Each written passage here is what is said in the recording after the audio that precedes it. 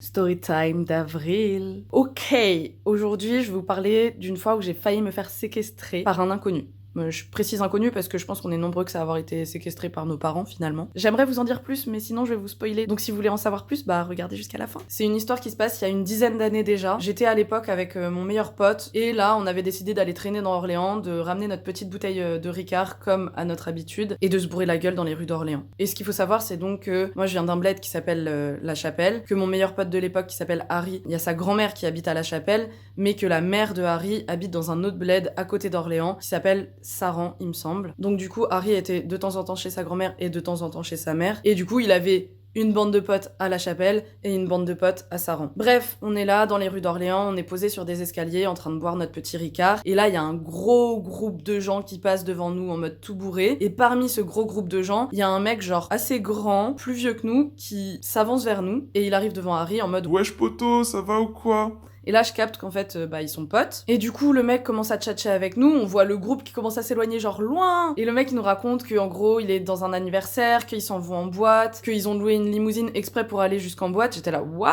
À quel moment qu'il fait ça? Et il nous propose de venir en boîte avec eux. Et nous, avec Harry, on est là, non, désolé gars, mais on n'a pas de thunes, donc on va pas se joindre à vous pour aller en boîte. On est tranquille avec notre petit Ricard. On va rester dans Orléans. Et il nous dit, Bah, vous savez quoi, je vais rester un peu avec vous et j'irai en boîte après, comme ça je passe une petite partie de la soirée avec vous. donc moi j'étais en mode trop cool en fait, le mec c'est un bon pote de Harry, il veut passer une partie de la soirée avec nous, enfin genre trop sympa quoi le gars. Donc on passe une petite partie de la soirée avec lui, on boit un peu de Ricard et tout, puis il recommence à nous relancer en mode Mais allez, vous voulez pas venir en boîte et tout? et nous on est là mais en fait gars désolé mais on n'a pas de thunes. Déjà c'est loin d'aller en boîte, il faudrait qu'on y aille soit à pied mais c'est galère, soit on prend un taxi mais on n'a pas de thunes, et après faut payer l'entrée, faut payer les consommations et tout, enfin non c'est dead. Et le mec commence à nous chauffer en mode Non mais si vous voulez, moi je vous paye l'entrée, je vous paye les consos, je vous rince. et forcément, quand t'entends ça, bah t'es là, bah vas-y, pourquoi pas. Donc je commence à me laisser tenter et Harry, il est en mode non, franchement, moi désolé, mais déjà ça me gêne que tu payes des trucs pour moi. Et puis en plus, regarde, je suis pas du tout sapé, enfin, je pourrais jamais rentrer en boîte comme ça. Et le mec, il a une solution à tout. Il nous dit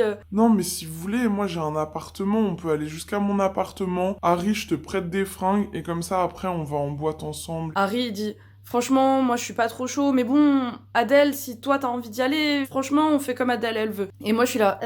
Je sais pas quoi faire avec cette information. Et le mec continue à insister. T'inquiète, je vais te payer l'entrée, t'inquiète, j'ai des sneakers qui sont stylés et tout. Donc, moi je dis Bon bah ok, vas-y, let's go, on va jusqu'à ton appart. Et pendant qu'on marche là comme ça pour aller jusqu'à l'appart du mec, toutes les 5 minutes on s'arrête parce que Harry est en mode non en fait on n'y va pas. Et toutes les 5 minutes le mec nous ressort son speech. Et moi du coup je me laisse convaincre par le mec et du coup je convainc Harry. On arrive en bas de l'immeuble de l'appart du mec. Le mec ouvre la porte de son immeuble. Il y a un petit sas. Après il y a des escaliers. On commence à prendre les escaliers et il y a le mec en premier, moi en deuxième et Harry derrière. Le mec est en train d'ouvrir sa porte et il s'est positionné de telle sorte que lui quand il ouvre il est là et moi je suis ici. Le mec ouvre sa porte comme ça et il me pousse comme ça à l'intérieur et là Harry l'attrape, commence à se battre avec le mec et me crie Adèle, barre-toi, barre-toi Adèle. Moi je suis là, mais qu'est-ce qui se passe, enfin genre c'est des poteaux ou pas, enfin. Donc je commence à courir et tout, sauf que là j'essaye de donner un coup au mec, sauf que j'y arrive pas du tout parce que je suis trop bourrée. Au lieu d'aider mon pote Harry en foutant un coup, et ben je crée un désavantage. Et là Harry me dit non mais Adèle tu te barres, tu cours, tu dégages. Et moi j'étais en mode oh mon dieu mais je vais pas le laisser comme ça. Mais je me mets à courir quand même. Harry me rattrape en courant, lui avec ses grandes jambes et tout, il est tout grand. Et genre il me pousse comme ça. La honte. Il me pousse comme ça en mode allez Adèle cours. Sauf que moi je cours pas comme lui, j'ai des petites jambes. Et du coup je me casse la gueule. Du coup le mec nous rattrape et du coup Harry et le mec recommencent à se battre et tout. Moi je comprends bien que de toute façon le mec il a voulu me pousser comme ça dans l'appart, c'est que clairement il voulait m'enfermer et me violer hein. Il faisait bien nuit hein. Il y avait personne dans les rues, mais j'arrive à un carrefour avec un feu et un passage piéton et j'arrive à côté d'un mec. Et je lui dis Monsieur, aidez-moi, il y a un mec qui a voulu me violer, il est en train de se battre avec mon pote, s'il vous plaît, aidez-moi. le mec me regarde comme ça.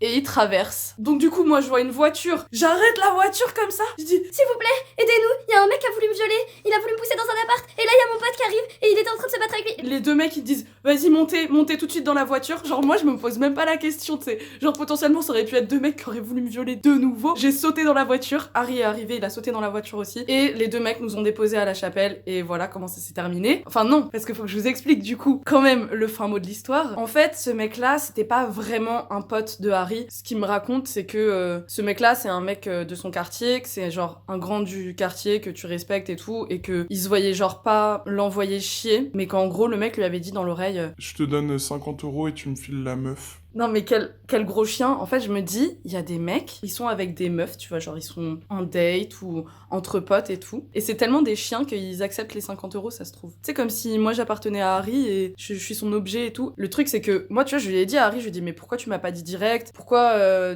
du coup on a continué à traîner avec lui et tout? Et il m'a dit, à la fois je voyais que tu t'enjaillais pour aller en boîte et du coup j'avais pas envie de casser ton délire. Et peut-être que Harry avait l'espoir qu'on aille vraiment dans l'appart pour récupérer des fringues, même s'il le sentait mal. Et à la fois, ce qu'il m'a dit, c'est qu'il voulait pas rentrer en conflit avec ce mec, parce que sinon il risquait de se faire défoncer de ouf, quoi. Là, je trouve que c'est la preuve que mon corps, il appartenait juste pas à moi, quoi. Il dépend de la thune et de la protection d'un autre mec. Mais heureusement, il ne m'est rien arrivé. Et malheureusement, si le mec, il a osé faire ça à moi, je pense que, très honnêtement, je pense qu'il l'a pas fait que à moi.